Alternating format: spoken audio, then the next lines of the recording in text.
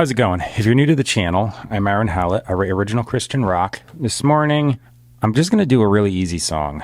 I've got super basic chord progression, and I think I'm just going to do the same thing, verse and chorus, but I'm going to do something a little different. I'm going to use this like kind of as the primary thing going on. I'm going to start with the guitar, I think, just because it's easier for me and my brain to be like, okay, verse, chorus as I'm playing this, because I'm not really a piano player per se. I can just kind of fumble through and get stuff.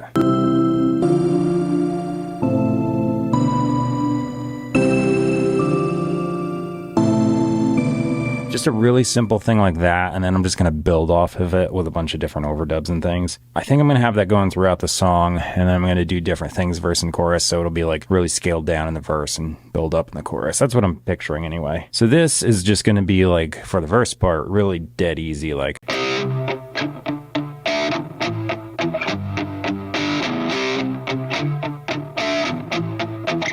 The chorus part is probably going to be... same thing, but I'll just fill the chords out more.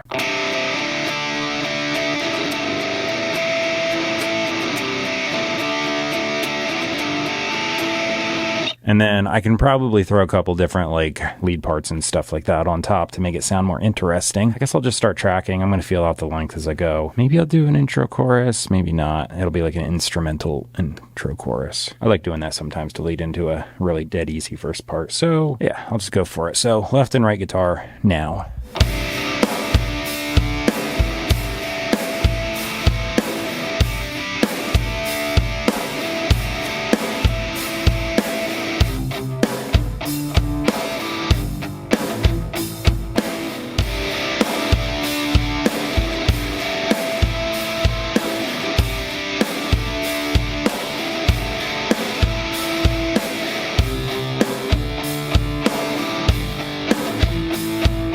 I'm going to do some simple overdubs just in the chorus part to make it build up a little bit more. So I'm just going to do a left and a right side of this. So they might not be the same. I'm going to improvise them to a slight degree. So you know too, the third verse where I'm going to do the guitar solo, I actually just modulated up. So I went from C to E flat, so I went up a minor third. All right, let me do this.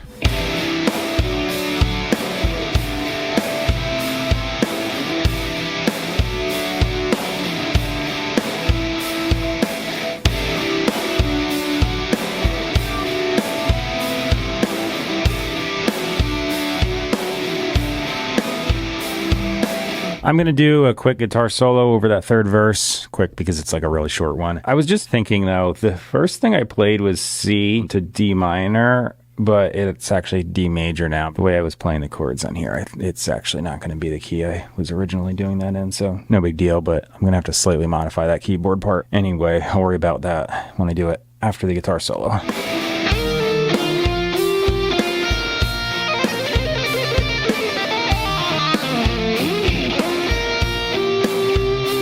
Solo is done.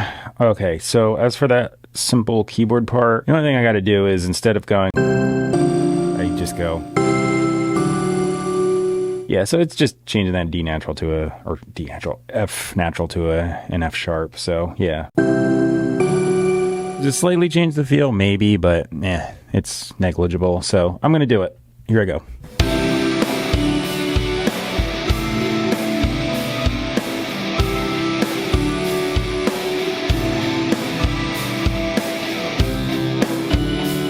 Okay, so I probably could have done this with two hands and put this melody part in, but I just didn't have any idea what I was going to do for one. So I just was messing around now and I came up with a...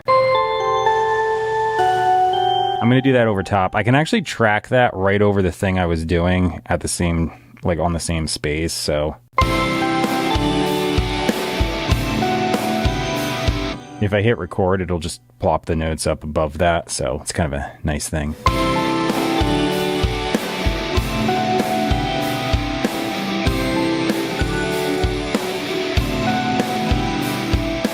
Okay, keyboard's done. It looks like I did a whole bunch more, but what I actually did is I took the things I played. So I took the just the chords and then just the melody, and I copy pasted them on two different sounds and just basically layered the exact same thing I played on different sounds, and it just kind of creates a big thick texture underneath. So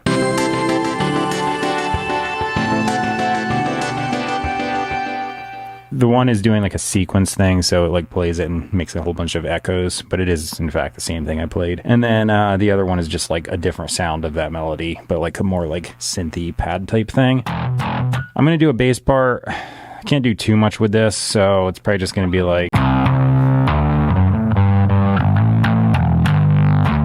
and then the verse will be like really easy. Here I go.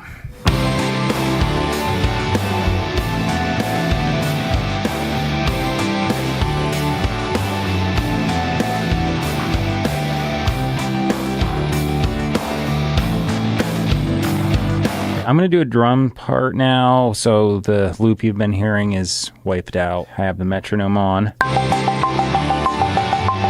I'm going to play to that, and I'll do it on the kit behind me. So let me move the camera over and start doing it.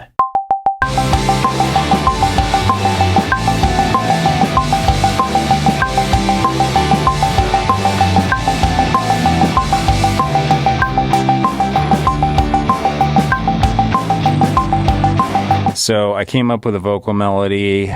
I typed, well, I always say typed, but I just voice texted or whatever that is. What the heck is that called? I'm like having a brain fart on it. But anyway, I do that for the lyrics, so they're in there. So I just took a little bit of time to do that. I went in the house. My cat just got back from the vet and also getting a haircut. She's a Persian, so she's got really long hair and it gets matted super easily. Even if you groom every single day, it's still gonna get mats. So we just get a haircut. Cat becomes super happy after that happens. It's like probably a huge relief. And then she's like all over the place. So I was in there and she was attacking my hat, which she loves this hat for some reason, just to attack it. But yeah, anyway, let me see here. So for the scratch track, I call it, I'm going to leave it here for reference, but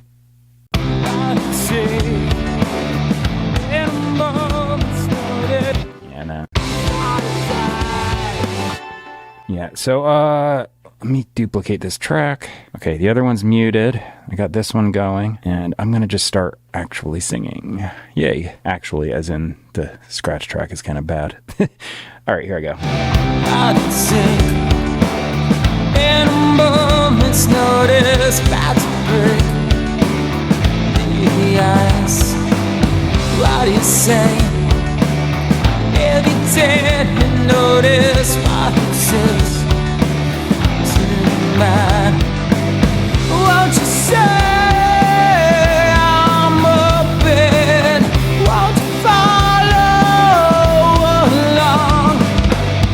For the day I'm coming along face to face. So I finished up the vocals. I deleted the scratch track. I'm just gonna do my usual mix down and stuff and edit the video, but you know. As far as the lyrics go, if you want to see what they are, description box, kind of towards the bottom, they're all there. Up above the lyrics, you're gonna see where you can purchase and stream my music. It's a whole list of online retailers that I use, so iTunes, Amazon, Spotify, YouTube Music, Google Play, etc. And if you see any of the ones you use on the list, go to it, type my name in their search bar, you should find me. It's Aaron Hallett, same as the YouTube channel. And then up above that, I put PastorMelissaScott.com. I put that there because, like I mentioned, this is Christian rock, and I just figure I'm going to put a link to the best Bible teaching I know of, and that's at the end of that link. So Pastor Melissa Scott, Pastor's Faith Center in Glendale, California. She's been there since 2005. She took over from her late husband, Dr. Gene Scott, who started in 76, I believe. So they got like 50 years plus of combined teaching, and it's really great stuff. Their teaching style is pretty similar. They still play his stuff on the network, so if you want to see his old stuff, you can just watch, and they got a specific stream just for him. They got one just for her, and then they got like a combined one. They have an app that plays the combined one and has a couple preset videos on there you can watch. They got a YouTube channel. They've got a couple of things like that. So I think you can get like a Roku or whatever and watch them. The teaching is Bible based. It's just the Bible, all of it in context. Unlike a lot of denominations and various other things where you're going to see Bible teaching, it always seems to have some sort of agenda or skew. People like to take their subjective opinions and place them on top of the scriptures, pull out the scriptures that suit their needs and say, oh, this is what it says, but it's not what it says. You have to take the whole thing in context. You have to look at the original languages because especially like the New Testament Greek has a lot of things like specificity that we don't get in the English because English is a relatively new language and it's not very specific. I can say the word post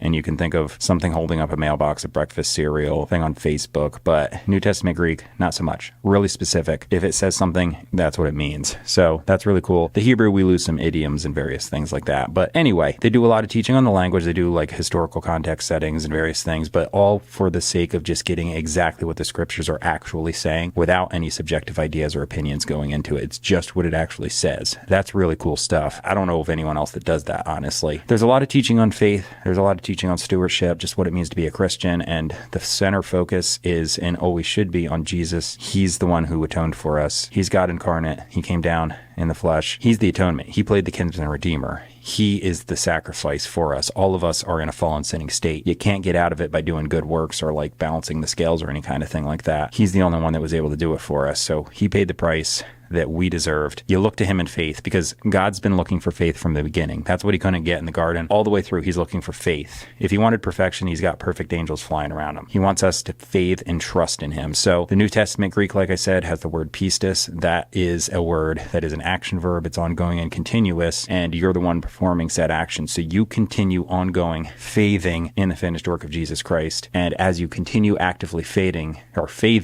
that's the condition that's met for you to be held on and saved.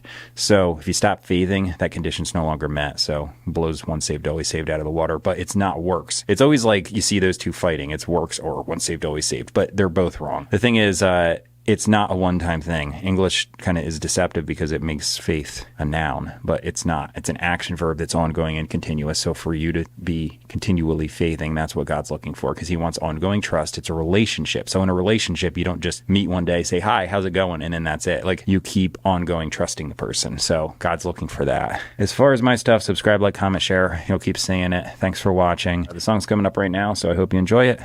Later. Bye. Awesome. Out of here.